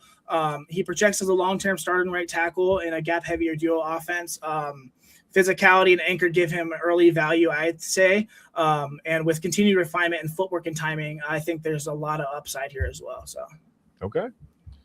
All right. Your second right guard that you've got. All right. Now this is a big drop here. My first right guard, he was my 23rd overall ranked prospect right now. This is my 68th ranked prospect. Okay. So big drop here. But he's still good. Jaden Roberts from right guard out of Alabama is my next prospect here. He's massive, torque-driven right guard from Alabama. He's got really, really good strength, and he's also punishing as well. He's got a good demeanor. He's 6'5", 330. He's a real big boy. He has got raw power. It's rare, but it's raw. To the interior, his run blocking profile is defined. He's got really violent hands as well. I've noticed dominant down force block. He can reset the line of scrimmage on contact as well, which is pretty nice. When he locks on, defenders get walked out of play. Think of like blindside. What is his name? Michael Orr. Just like moving him. He's a big boy. Grip strength and finishing mentality make him one of the most physically imposing guards in this class as well. Pass protection, he leans on. He's got a really good anchor as well. Stable base, absorbs power with ease. Really good with bull rushers as well. I mean, his frame is what carries him for sure. But he sees balance, and although he may be displaced sometimes, he does recover pretty decently, I've noticed. He rarely loses leverage twice, which is good, at least in the same rep. His processing is steady is reliable, and he passes off stunts cleanly, keeps his eyes active for late pressure, and works in sync with the center and right tackle. I think he projects as a long-term starting right guard. I think he will have some real impact in the downhill and gap-heavy offense. His size and strength and finishability give him a good role, but he's got a lot to pick up, especially with continued refinement and like his lateral quickness, like I said, his hand timing and things like that, to make him from a decent prospect to a good prospect. So, yeah. It's hard to be that laterally quick at 6'5", 35. Right. You know what I mean? Otherwise, you're going to be looking at probably a left tackle. If you've got that kind of quickness. Sometimes I worry about. I mean, 6'5" is a good height, I think, for a guard. But sometimes when you get into like 6'6", 6'7", almost on the interior, that's like, are you too tall? Is it hard to? Yeah, you like your center to be shorter, guards will be a lot taller, tackle. I mean, that's normally how it is. Just you see these guys can see over the line. Yeah, I see that, but I mean, like I said, he's mean. He's got a good demeanor, and like I said, if he just refines a little bit of those inefficiencies, he could be a really good player. And I mean, I personally would like a big guy guarding my quarterback right now. So compared to what we have is nothing. So yeah, compared to the turnstiles that were there last year. Yeah, I mean, listen, sounds like an AFC North guy if I've ever heard one, right? It just sounds like a big, mean road grader, and can do a little bit in pass blocking as well. TK, have you any thoughts, my man? Okay, I didn't know I thought maybe you fell asleep, but you just froze. I was like, man, but listen, can any of these guys, Ryan, any of these offensive linemen, can they get their Wi-Fi back up as quickly as Ryan Mossor? Are they able to do that? Listen, I've had the worst Wi-Fi for 10 years, and then I got Starlink last year, and now it's beautiful. So there you go. No issues here. There you go. All right. Well, listen, Starlink, your ad could be right here on our right here in our bottom. Elon, bring it on, buddy. I need some money. Right there. I was thinking about looking into that. Let's just do it. You got to have Wi-Fi, right? Hey, anybody, let's go. Listen, if you want to sponsor our show, get a hold of us. I mean, look how good your ad would look. I mean, we could put it right in the bottom third. We could. Oh yeah. We go to break. It could sit right on the screen for about 4 minutes while we're at break. 4 minutes. That's a long time on the screen. 132 people right now watching. That'd be pretty nice. So plenty, sometimes we get up to 300 when it's the Browns are relevant. So yes. So in 2037 we could be. No kidding. We're gonna. Well, TK, do you have any thoughts on any of the guys that Ryan talked about? Anybody that you just need the Browns to draft? I don't know. I mean, what kind of guard? Did you have your eye on any guards? Yeah, absolutely. I got an eye on a lot of these guys. But other than the obvious, with Olave, Vega, Wyane, I would definitely say that I was happy that he brought up Jaden Roberts, because like we had talked about earlier, we really truly need some power on this offensive line that was severely lacking in our run game last year. There's a big reason why Quinshon Judkins finished with only 827 yards rushing. Definitely could have been well over 1,100 with the amount of times that we gave him the football, and we're planning to give to him some more that season had we just had a little bit more power on that offensive line. Definitely looking at the people movers. Definitely Vega Wyane is definitely at the top. Jaden Roberts is definitely somewhere near that.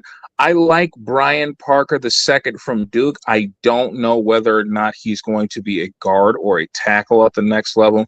Consensus would probably say that he's going to kick inside more, so it'll be an easier shift for him. But I definitely think he's very versatile and could be a swing offensive lineman for whatever team that's fortunate enough to get him. Listen, real quick, you're talking about Vega though, TK. That sounds like a Key and Peele moment, right? Like Brian Parker II, Duke. You know what I mean? That just felt like a Key and Peele moment. Anyway, go ahead. Sorry. Yeah. We can't forget about those Indiana boys either. I thought Pat Coogan was a very solid center, kind of underrated a little bit. Shine in the run blocking area, decent pass protector as well. You think about his teammate Carter Smith. Again, another guy that I don't know is going to be a tackle or a guard at the next level. I think he's going back. Linemen, much like Ryan said, are very good, are very versatile as well. But their versatility also comes with a ton of questions. Where could they be best suited at? You might see a little bit of experimentating both inside and outside for a lot of these guys. So there's not a clear, entrenched, set in stone position for, any of these guys. They're just old linemen that we expect to get it done. Yeah, there's quite a few of these guys that are graded as the right tackles, but definitely can move into right guards and vice versa. So yeah, like Trey Zune has played all over the line for Texas A&M. So, and I'm okay with interior guys or exterior guys to the interior, but I don't want to draft a right tackle and try to make him a left tackle again. That experiment is failing over and over again, right, in Cleveland. So let's not do that again. Let's footwork's kind of it's underrated. It's hard to learn the other side, right? I mean, stuff. Like you would think it's simple because they make it look so easy, but there are a lot of technicalities that come with it. So let's not do that. Yeah, I'm good on that. Let's not. It'd be like trying to, bowl with your other hand or something. Right? Like it's unnatural. You could figure it out, but it's unnatural. little unnatural after time, or at first, right? Okay, so listen, I think that's anybody thoughts on interior offensive linemen at all? We haven't done centers yet, which is guards right now. Do you guys have any parting thoughts on the guards before we take a break here? We need 2 of them in the draft. So yes, we do. Yep. Yes, please. Starters, depth, let's everywhere, right? Let's be the first team to carry 22 offensive linemen on a roster. Let's do that. Because you never know. Anyway, we're gonna take a break. We'll take a few minutes, and then we'll be back. When we come back, we're gonna talk about what's on our minds. It's a little bit of it's kind of like show and tell for the Sunday Sports Show. We're just gonna kind of bring a thing. We didn't discuss these beforehand at all. So maybe TK took my topic. I don't know. Maybe Ryan took mine. I doubt it, because we're all very different, right? And that's what we love. We want to like bring the just a little diversity in how we're thinking, right? We all think in different ways. We just want to talk a little bit. We'll spend maybe 5 minutes or whatever on each topic. Each guy will just kind of we'll say our thing, and then we'll discuss, and then we'll get out of here. Let you guys enjoy the rest of your Sunday. So when we come back, like I said, we'll do that. Give us just a few minutes here, right on the Inside Edge Network. This is the Sunday Sports Show, and like I said, we'll be back.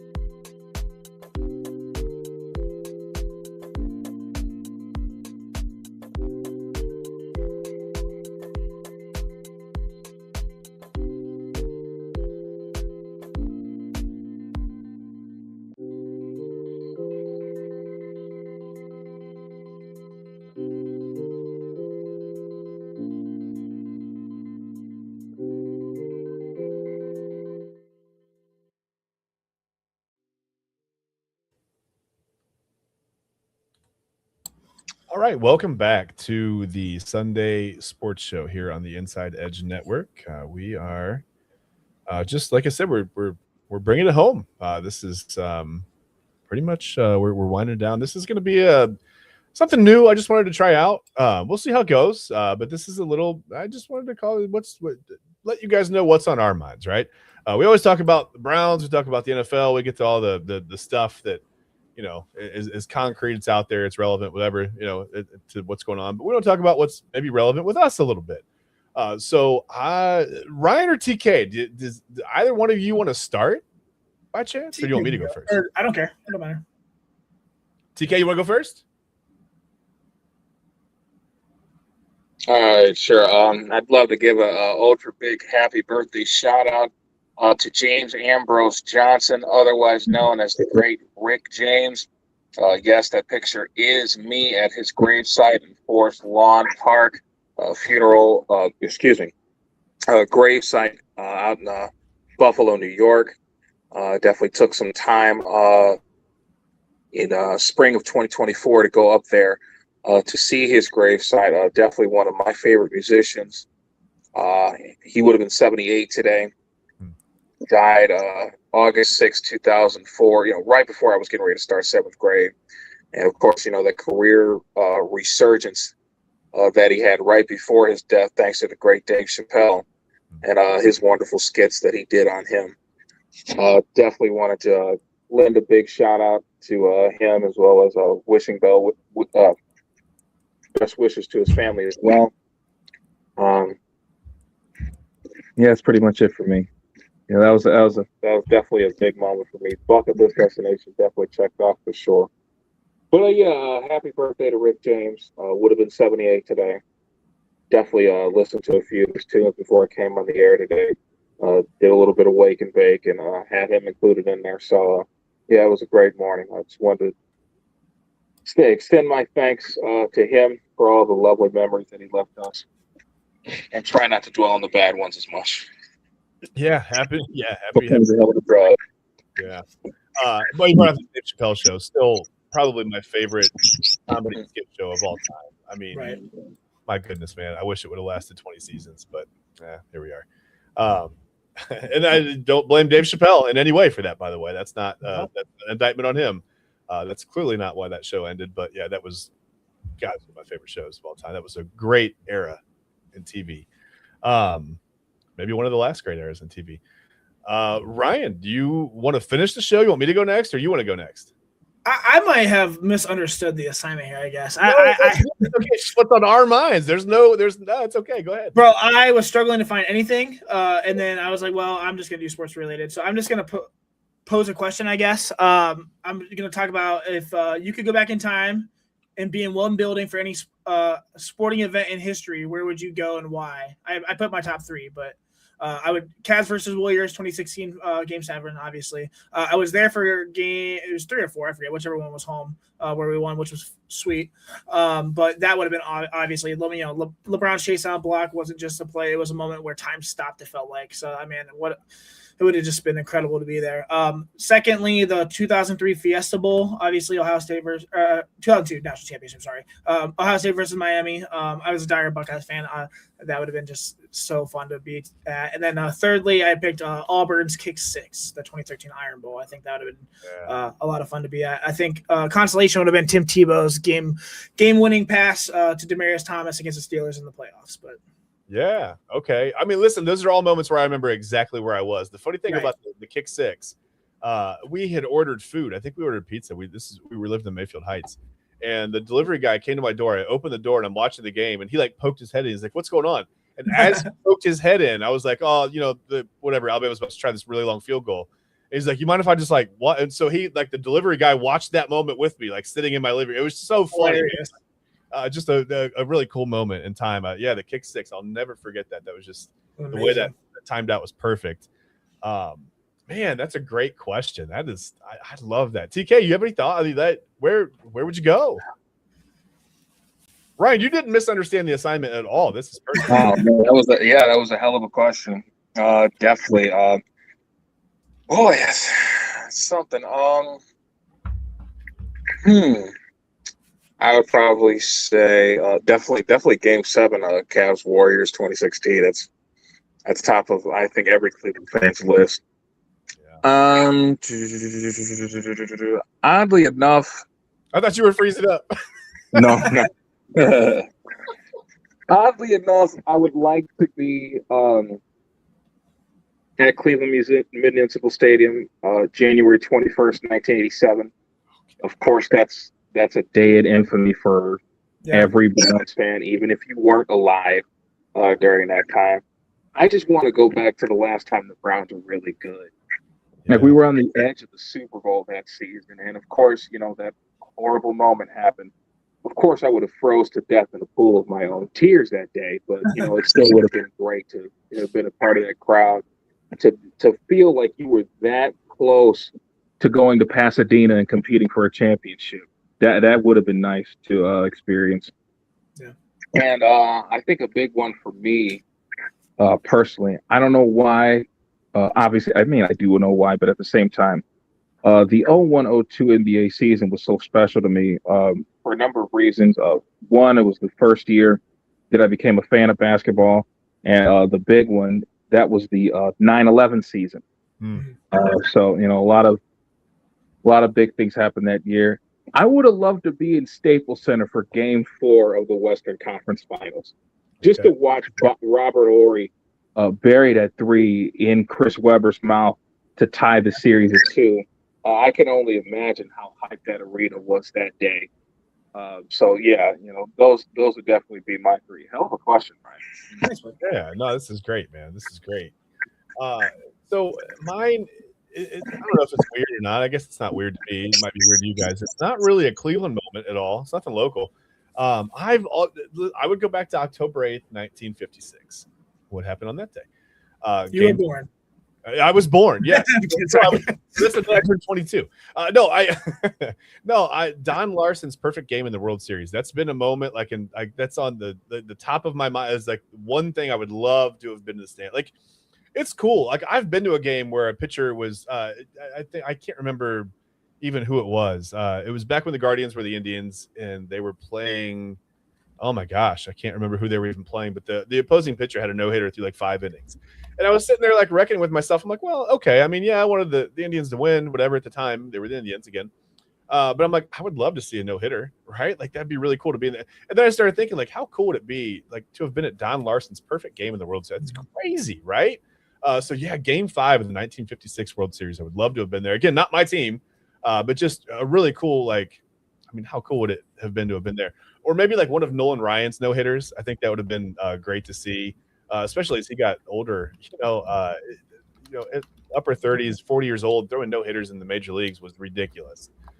7 no-hitters from Nolan Ryan. Listen, I'm a pitcher, right? When I played baseball, I was a pitcher. My moments are going to be, the no-hitters, the perfect games, things like that. But yeah, I think it would have been fun to be at not the national championship game from that year, but the 2014-2015 when Ohio State played Alabama in the playoffs. That entire game was electric. Watching it on TV, the reverse pass, whatever from that was just like everything. Ezekiel's 85-yard run, Ezekiel's 85-yard run for time. I mean, just that whole game was electric. Still one of my favorite moments, the camera angle of Ezekiel Elliott running down the sidelines, and you see Brutus on the side holding up the flag, and then just kind of whatever. It was just a great moment, man. Just a really, really cool moment in college football. I love college football. So that if I'm going non-baseball, sit and enjoy that. Man, what are you talking about? You misunderstand. This is perfect, man. This is a great. I love it, man. As for me, I just was going to say, a reminder to Browns fans to just slow down and be patient. I know we're tired of Jimmy Haslam, right? We get sick of that. In some ways, we're tired of Andrew Berry and the weird draft picks and the miscommunication, the dysfunction in the building in Berea. Just try to slow down and take a step back and have faith. And don't blame Todd Monken, right? Like, give Todd Monken a chance. I think that's my parting word for the day is just let's give Todd Monken a chance to come in here and do his thing. He's bringing in his coaching staff. Let's let it play out. don't indict this guy in week 1 or 2. If they start off 0-1, 0-2, let's not start the fire Todd Monken talk. We're gonna be so bad next year, guys. It's not Todd Monken's fault. Let's get over it now. No, it's a roster. Yeah, it's the way the roster's built. That's where you place the blame. And I think you can squarely place that blame on Paul DePodesta, Jimmy Haslam, and Andrew Berry, right? Can't blame Kevin Stefanski anymore. He's gone, right? He's in Atlanta. So let's not blame Todd Monken for this. He's walking into a situation. It's not, as bad of a mess as it could be, but it's still pretty messy nonetheless. So please give Todd Monken time to work. Give that coaching staff some time to work. Give them time to get to know this roster. Just give them a little bit of time. Give them a couple of seasons. I know it's hard. It's hard to watch your team lose. I get it. This team has been losing with the best of them or the worst of them since 1999. We're tired of it. We're sick of it. But again, it's not Todd Monken's fault. Okay. I know it feels weird because he was here before. It's familiar. He was the offensive coordinator during the ultimate year of dysfunction, 2019. But we're not going to have Odell Beckham's dad making YouTube video. I just let it play out. Give this coaching staff the time to come in and learn these guys, learn their traits, their tendencies, ups, downs. There are going to be plenty of those. Please give Todd time. Whether it works out or not, I have no idea. I can't tell the future. If I could, I'd be somewhere on a very wealthy, right? I'd just be doing whatever I wanted to do. Maybe on a private jet somewhere flying around. But yeah, please give Todd Monken time. Give this coaching staff some time to work with these guys, and just try to have faith that Monken is going to come in and not necessarily be the yes man that the Haslams want him to be, and that he'll stand up for himself and stand up for this coaching staff and get this roster turned around and get this whole damn thing turned around. Yeah, that's my parting word. I just I don't know. I guess give Peace a chance. Give Monken a chance. Right? Same thing. All right, guys, listen, that does it for the Sunday Sports Show. We appreciate you guys. Thanks so much for tuning in, man. I know sometimes we talk a lot of Browns football here, and there's not a lot to look up, to look forward to, really. But we've got the draft. The Browns can significantly improve, or at least start to significantly improve. It's a really, really good chance. We're talking about all the offensive linemen. You hear the depth in the draft. It's a chance for the Browns to really build from the inside out. And, that's how you win championships, right? In the NFL, every great team in the NFL is built from the inside out, right? You have stability in the trenches.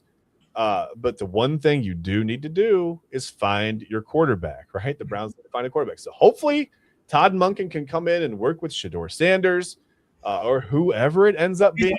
It could be Watson. I mean, I said it earlier this week. I mean, Houston Texans version of Deshaun Watson, is the ideal quarterback for Todd Monken's system. And we will see for sure this spring if he's got it or not. To think there's not a quarterback competition with what Shedeur has put out in front last year is naive. I'm not saying that Shedeur was bad, and obviously there's a lot of external influences on that. Our offensive line was absolutely atrocious, and honestly, inexcusable. And Jerry Jeudy can't catch a cold, let alone a ball. So it's not all on him, but to think that he's just the guaranteed starter right now is insane. So. Yeah, no. And that's not me being negative, as some people say. That's just being realistic, buddy. Sorry. It's very realistic. I think there has to be a quarterback competition. There's no clear-cut starter on this roster. I mean, not at all. Not by any means. You're 100% right. And I'm sure that, that Monken will come in and make that decision. I mean, he's going to have his offensive staff in place, and Travis Switzer and, George Warhop. They're going to take a look at all these things. They're going to figure out the offensive line, or they're going to do their damn best to do it, right? I like Todd Monken's energy. I really do. And I like his, I just like his attitude. Seems like he has a good, well, I mean, everybody does when they first come here, but we'll see how this job ages him. But like I said, in my party shot, just give him time. But more importantly, thanks for watching us today. Please follow us on Twitter. Follow us on all of our social media. You're missing a lot of content if you're not. There's a lot of stuff. It's not all 2-hour shows, right? There's a lot of stuff on Instagram, TikTok that gets posted on Facebook, even on Twitter. A couple minutes at a time, you can soak everything up 2 or 3 minutes at a time. I know it's not always easy to sit down and watch 2 hours of sports content. We're all very busy, and this is like a Christopher Nolan movie. But listen, all kinds of shows this week on the Inside Edge Network. Make sure to stay tuned for Inside Edge Primetime. We've got a new primetime show every night at 10 o'clock. Eli Moon and I will go live, and we'll kind of recap the day's events, whatever happened during the day. If there's any breaking news at night that we didn't get to during the day on the network, we'll talk about that. Of course, there's illegal formation. TK, you and I are going to have a guest on the show next Saturday. I'm looking forward to that. We'll talk Super Bowl with them. I'll have a little more information here later on in the week as soon as we get everything kind of locked up or whatever. And then, of course, there's the Side Hustle Wrestling podcast. There's the main event. There's Jersey Chasers. There's Papa Moon is on.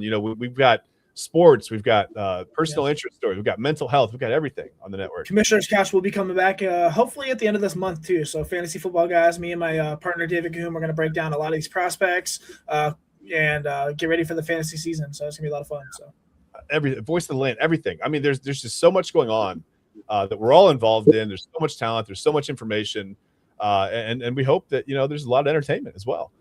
So guys, just make sure that you follow us on all social media platforms. Make sure that you're set up to be notified when we go live, so you don't miss anything. Even if you can't watch, even if you got to catch us later, that's fine. Just make sure you know when we're going live. So if you do have a few minutes to sit down and join us, we'd love to see you there. So yeah, a nice trick on podcast too. Listen on 2X, I do, and you can get a lot done faster. So. And our voices sound cool. So that would be sound great. Yeah. That's amazing. So listen, for Ryan Mossor, for TK Dandridge, I'm Chad Bryan. Enjoy the rest of your Sunday. Please stay warm.